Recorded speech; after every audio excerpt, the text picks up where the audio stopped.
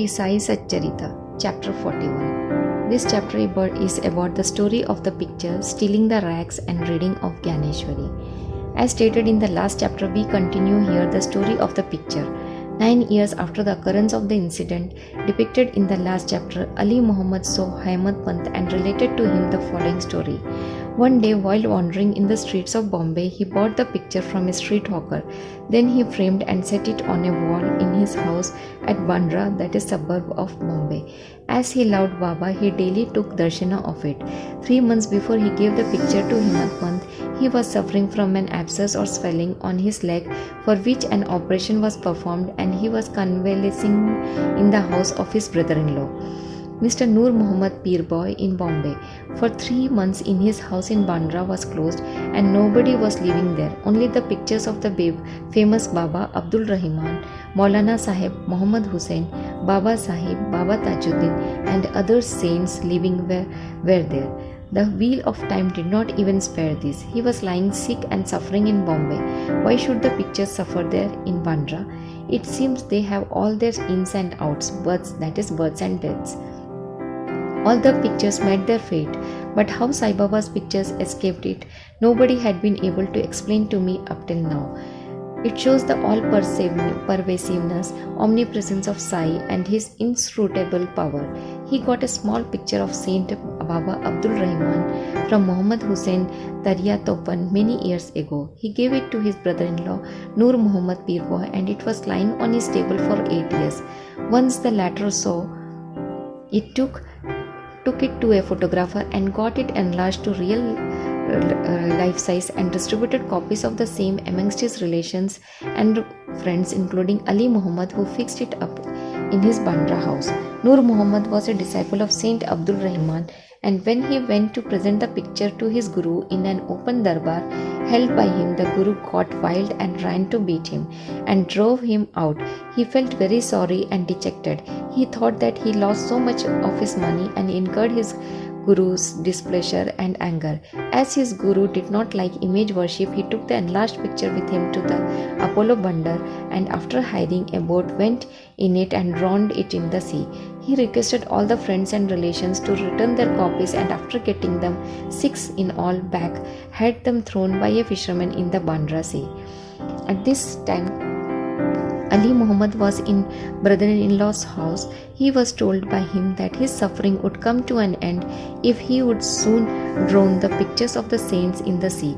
Hearing this, Ali Muhammad sent his Mehta, that is manager, to his own Bandra house and got all the pictures of the saints in his house thrown into the sea. When Ali Muhammad returned home after 2 months, he was surprised to find Baba's pictures on the wall as before. He did not understand how this Mehta took away all the pictures except this.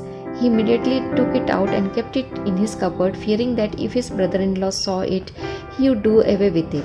While he was thinking how it should be disposed of and who would keep it, guard it well, Sai Baba himself, as it were, suggested to him that he should see and consult Maulana Ismu Mujawar and abide by his opinion. He saw the Maulana and told him everything.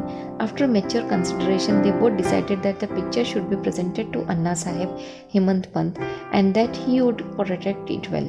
Then they both went to Hemant Pant and presented the picture in the nick of time.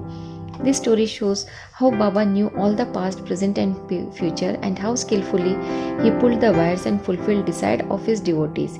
The following story shows that Baba liked very much those persons who took real interest in matters spiritual, and that he removed all their difficulties and made them happy. The next topic, stealing the rags and reading of Gyaneshwari. Mr. B.V. Dev, who was the Mamlatadar of Dahanu, wished for a long time to read Gyaneshwari, the well-known Marathi commentary on Bhagavad Gita by Gyaneshwar. Although with other scriptures he could read daily 1 chapter of the Bhagavad Gita and some portion of other books, but when he took Gyaneshwari in hand, some difficulties cropped up and he was precluded from reading it. He took 3 months' leave, went to Shirdi and thence to his home at Pound for rest. He could read their other books, but when he opened Ganeshwari, some evil or stray thoughts came crowding in his mind and stopped him in the effort. Try however he might, he was not able to read even a few lines of the book with ease. So he resolved in his mind that when Baba would create love for the book and would order him to read it, he would begin, and not till then. Then in the month of February 1914, he went with his family to Shirdi. There Jog asked him whether he daily read Ganeshwari. Dev said that he was desirous of reading it, but he was not successful, and that only when Baba would order him to read it, he would commence. Jog then advised him to take a copy of the book and present it to Baba, and to start the reading after it was consecrated and returned by him. Dev then replied that he did not want to resort to this device, as Baba knows his heart. Would he not know his desire and satisfy it by giving him a clear order to read? Dev then saw Baba and offered 1 rupee as dakshina. Baba asked for rupees 20, which he gave. At night he saw one Balakram and inquired how he secured Baba's devotion and grace. Balakram told him that he would communicate everything next day after Aarti. When Dev went for darshana next day, Baba asked for rupees 20, which he gave willingly. As the masjid was crowded, Dev went aside and sat in a corner. Baba asked him to come close and sit with a calm mind, which Dev did. Then after the noon Aarti was over and after the men dispersed, Dev saw again Balakram and asked him his previous history, what Baba told him and how he was taught meditation. Balakram was going to reply when Baba sent one Chandru, a leper devotee, to call Dev to him. What Dev went to Baba, the latter asked him when and with whom and what he was talking. He said that he talked with Balakram and heard from him his fame. Then Baba asked again, rupees 25 as dakshina, which Dev gladly gave. Then Baba took him inside and sitting near the post, charged him saying, stole away my rags without my knowledge. Dev denied all knowledge of the rags, but Baba gave him to make a search. He searched but found none. Then Baba got angry and said, is nobody here? You are the only thief. So grey-haired and old, you came here for stealing? After this, Baba lost his temper, got terribly wild, gave all sorts of abuses and scoldings.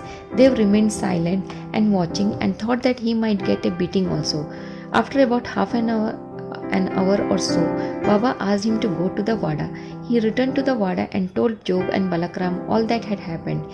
Then in the afternoon, Baba sent for all and Dev also and said that his words might have pained the old man Dev, but as he committed the theft, he could not but speak out.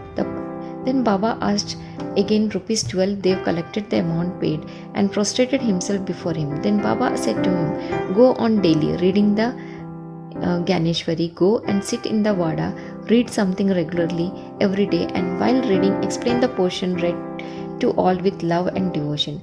I am sitting here ready to give you the whole gold embroidered shela. Then why go to others to steal rags, and why should you get into the habit of stealing?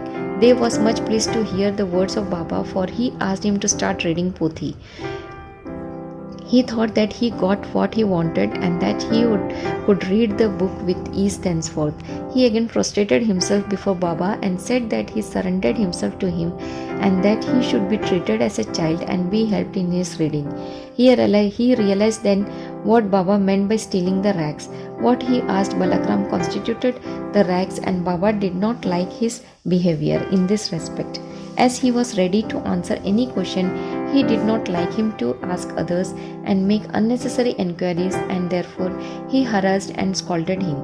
Dev thought that he really did not harass and scold him, but thought that he was ready to fulfill his desires, and there was no use asking others in vain. Dev took these scoldings as flowers and blessings and went home satisfied and contented. The matter did not end there. Baba did not stop with only issuing an order to read. Within a year, he went to Dev and inquired about his progress.